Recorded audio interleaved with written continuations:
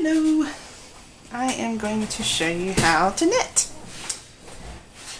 What we're making is the Bernat Handicrafter Stripes dishcloth to knit, but we're not using Handicrafter Stripes yarn. I'm using just regular Bernat Handicrafter yarn. Eventually our square is going to be 10 inches, making a dishcloth.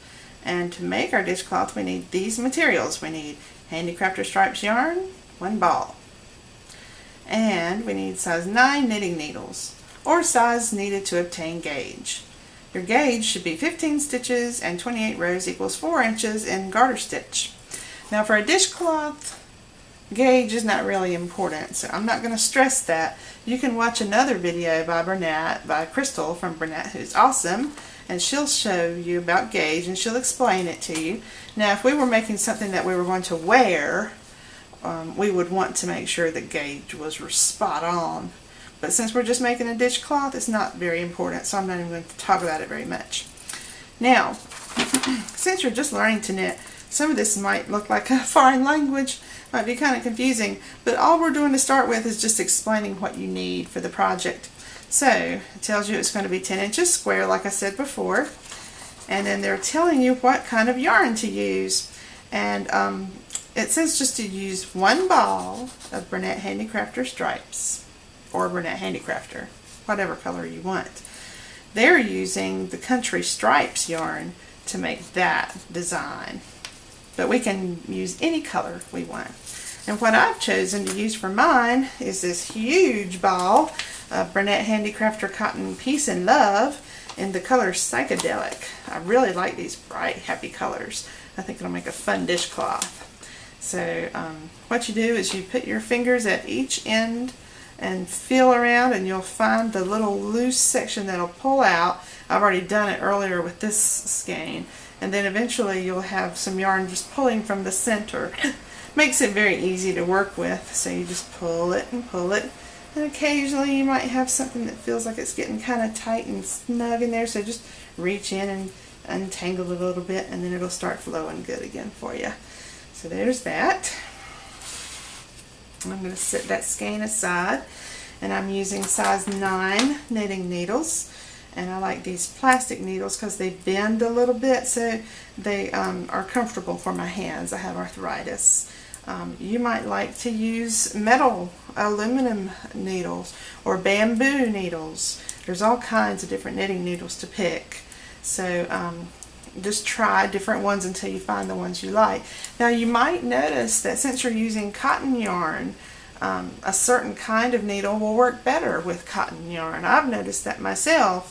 I don't like to use metal needles with cotton yarn because it seems to slip off the needles too easily. I like using this plastic hooks. I don't like using wooden needles with cotton yarn because it grips the yarn too much, and then it's hard for the yarn to slide on the needles. It's hard to work with. So the plastic is a happy medium for me. I like it. It's perfect for me. So if you try needles and yarn and you don't like it, don't give up. Try a different set of needles. I use my wooden needles for certain other yarns, you know, so you just have to try different needles until you find the right ones for the yarn that you're using. So I like plastic yarns for my cotton yarn. So this says that we need to cast on 37 stitches. So there we go, instructions. Very simple instructions for this. We're going to cast on 37 stitches, and we're going to knit every row for 10 inches. And then we're going to cast off knitwise. All I'm going to show you right now is casting on 37 stitches. Now there's all kinds of ways to cast on. So let me show you a couple different ways. Some people like to make a little slip knot like this, and then you can do the very easiest cast on. To do that, you just hold the yarn and you wrap it around your thumb and you pull it through and you drop it on the needle. Hold it this way, wrap your thumb around, put it through, pull it onto the needle. Now this is a quick way to cast on stitches, but the problem with this cast on is that it's the stitches get really loose or really tight on the needle. A lot of beginning knitters will pull it really tight like this because they're afraid it's going to come off. But the problem is when you start to work your next row, you can't get your next needle in there to work the stitches so tight. So don't let it get too tight. If you do this cast on, just let it go real loose. Just nice and loose. And that way when you start the next row, it's not going to be hard to work in there. Just keep that in mind. So that's one way to cast on. There's another way to cast on by using a slip knot like this. It's called a knitted cast on. So to do a knitted cast on, you have your slip knot. You put your needle through the slip knot like that. Wrap the yarn and pull it through. And then you put it on the needle this way. You run the needle through, wrap it, pull it through, put it on the needle. This is called a knitted cast on. Stick it in, wrap it, pull it through, and then put it on the needle. That's a knitted cast on. And let's see here, there's another one called cable cast on, which Crystal from Bernat has already shown you how to do in another video. So just pull up the Bernat video page and you'll see Crystal showing how to do a cable cast on. Now what I prefer to do for my projects is a long tail cast on. And since we need 37 stitches, I'm going to pull out enough for about 37 inches. I need about 1 inch for every stitch. So that's why it's called a long tail. You have a long tail here.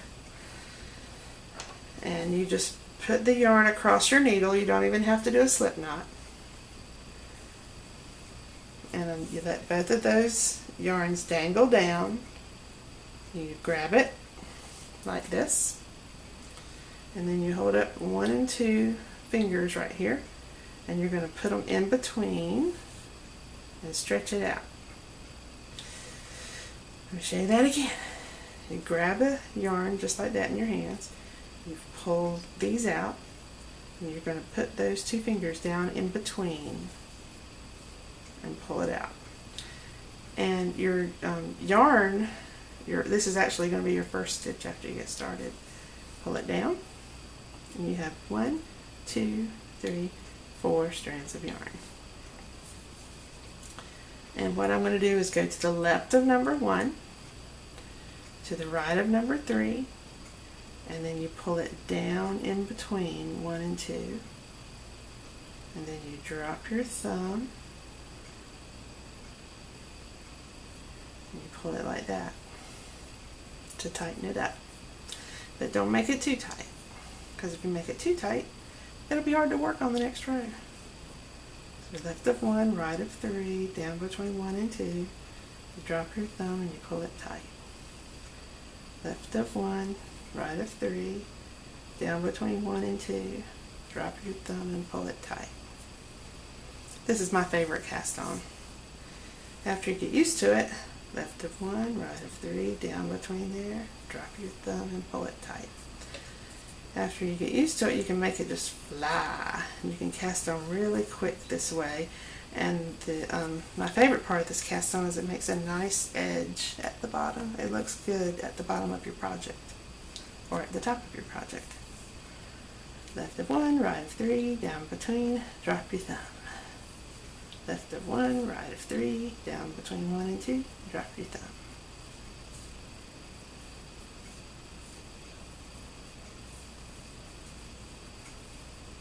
Now if your yarn starts to get tight, go ahead and pull it from the skein. You don't want to have tight yarn while you're working.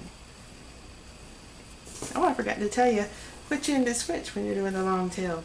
Make sure that your long tail is off to the left. The yarn from your skein is off to the right. You grab it, hold out 1 and 2, Put it in between, hold it out like that. Left of 1, right of 3, down between 1 and 2, drop your thumb. That's the way it goes. So let's count and see how many stitches we have on the needle right now. I might not have pulled out enough yarn to do 37 stitches. Sometimes I get it wrong. Sometimes I get it right. Sometimes I don't. So you learn by trial and error if you have enough or not. I don't think I have enough this time. My tail is starting to get really short now. My long tail's not long anymore.